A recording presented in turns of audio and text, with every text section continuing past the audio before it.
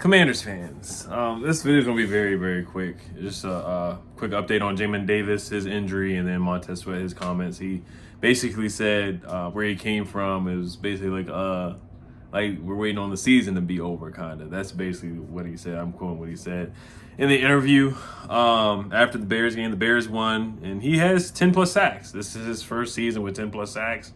Of course, half of the sacks were here in D.C., I watched my guy Pedro's video. He was like, oh, Montez barely answered any interview questions in here. That is true. He had very short answers when he was in D.C. And now with the Bears, he's talking so much. He's joyful. But this happens with a lot of guys that leave D.C. A lot of guys who leave D.C., they talk a bunch about what happened. And they badmouth the coaches. They badmouth the organization. So it's a new regime coming in next year. That's the best thing about it. That's the most positive thing we can say. New ownership. We'll see how Josh Harris does. And the new coach, the new GM, all that stuff in 2024. So all the stuff he's saying about Rivera, I don't disagree with it. But he keeps hyping up Matt Eberflus. Eberflus, if they didn't win a couple games when Justin Fields came back, then Eberflus was on the hot seat to be fired. Like, if we would have beat the Bears on Monday Night Football or Thursday Night Football when we got blown out, I really feel like he was going to be fired because they were awful at that time. They still are. They're not the best team in the world, but the Bears, they're playing good football right now. They're playing good football. But he also said, Matt Eberflus deserves a lot of credit for continuing to keep this team together because it wasn't like that where he was. So he took 2 shots at the Commanders, at Ron Rivera, really. I thought he got along with teammates just looking from outside in. But he's talking about the coaching staff. We know he loved Chase Young. Him and Chase Young were like best buds and stuff like that. The sack brothers. They're supposed to break the sack record. And they said that in a couple press conferences before the season started where they had 2 underwhelming seasons. That one season, I think it was the 2021 season where Chase Young tore his ACL.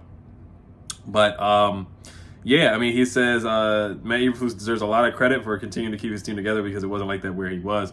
So, yeah, he's definitely taking a shot at Ron Rivera, not being able to keep the team together. Same thing with Jack Del Rio. Now, he said that they were playing like they were, or acting like they were ready for the season to be over. It is interesting that he said that because by the time he was there, we were still in playoff contention. Like, if we would have beat the Eagles, we would have been in playoff contention. And even after we lost the Eagles, we were still really in playoff contention because the NFC is not good at all. We beat the Patriots after we traded them, and then we lost to the Seahawks, which was really basically our elimination game. After we lost that game, it was just everything's gone downhill. For sure, but we are still technically, mathematically, actually had a shot at that last wild card just because the NFC is just not good at all. So the fact that he's saying that before we were legitimately really out of playoff contention is certainly concerning. You can see, I guess that's why they performed so badly against the Chicago Bears on Thursday Night Football. They got blown out. Or, they laid eggs against the Giants and lost that game. It just came out and laid an egg in that game for sure. So definitely some concerning comments, but like I said, the people that he's talking about are not going to be here next year, and that's the great thing about it. And I know a lot of people have said, sources within the building, they said that they wanted to keep Montez Sweat, but it was a business decision. They wanted to move on from Chase Young. They did say the addition by subtraction thing with Chase Young. They did not say that about Montez Sweat. I know Logan Paulson, if you listen to his podcast, Take Command, he said he talked really good about Montez Sweat. He was like, yeah, they wanted to keep Montez Sweat, but because of the contract and everything like that. But now listening, it's just like, okay, Montez Sweat didn't really fool with that regime or this regime at all. So, but it is what it is. I don't want to spend too much time on guys who are not here, but of course we have to talk about it. We have to discuss it because it is about the Commanders. So I wish Montez Sweat the best. He looks happy, he looks energized. He's talking way more in interviews. So it is what it is on that. We just got to move on. Both parties have to move on. I hate when players talk about their past regime sometimes. Like Spencer Dinwiddie, when he got traded, he talked about the Wizards nonstop, just wouldn't stop talking about them. Every time he had a press conference, he would talk about badmouth the Wizards. Just like, bruh, move on and focus on your new team. All right, so let's talk about Jamin Davis. Unfortunately, now, looking at him, I know his 5th-year option is coming up, man. And I highly doubt they pick up the 5th-year option. He is going to have surgery. That is unfortunate, and it's that time of year where everybody knows we're out of playoff contention. And like Montez Sweat basically said, everybody's ready for the year to be over. Jamin Davis, a season is over with a shoulder injury. He'll go on injured reserve per the team. He had 89 tackles, 3 sacks, 1 interception, and 2 forced fumbles this season. He did have a nice pass breakup against Jalen Waddle last week. He had a nice interception on Bijan Robinson. He had a nice forced fumble in that Denver Broncos game where he punched the ball against Russell Wilson. So this has been his best season for sure, where he's made some impactful plays, like game-changing plays, game-sealing plays. He called game against the Falcons on Bijan Robinson. So he definitely has improved year by year, but as far as his fifth-year option, I don't see the new regime picking it up. I don't really think the old regime would have picked up his fifth-year option as well. But he has been able to stay healthy for the most part. But he's improved. He's gotten better each year. You know, they figured out he wasn't a Mike linebacker, that he's an all-ball linebacker. He's better when he doesn't have to do too much, when he's just rushing the passer or running with guys, when he's just playing freely and not thinking too much or not having to, you know, call plays and whatnot. That's when he's at his best. And unfortunately, it took this regime too long to figure that out.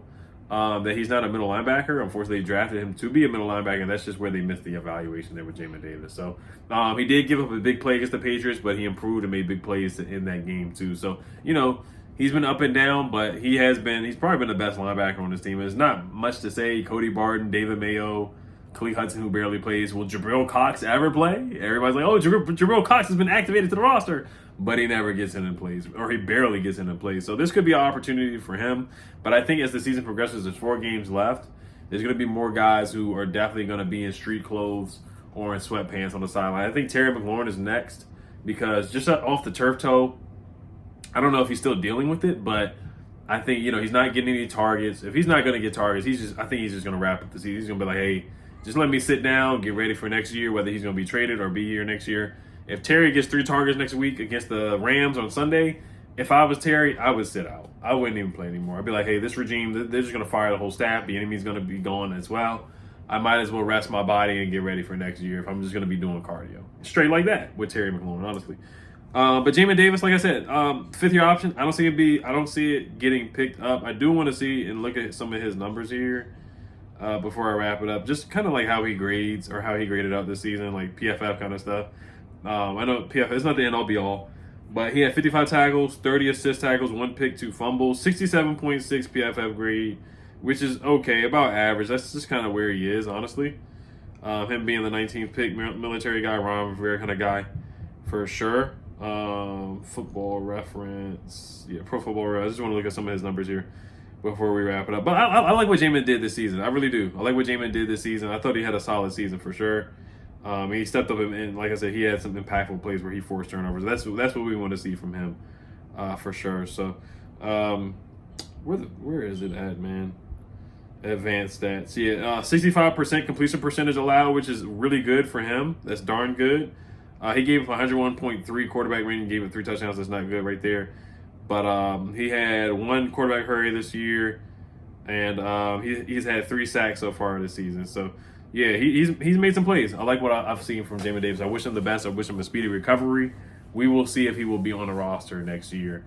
And like I said, I really, really don't think they're going to pick up the 5th-year option. So we'll see if Josh Harris and the new GM decides to do that as well. All right, you guys let me know what you guys think. Hell Commanders, peace.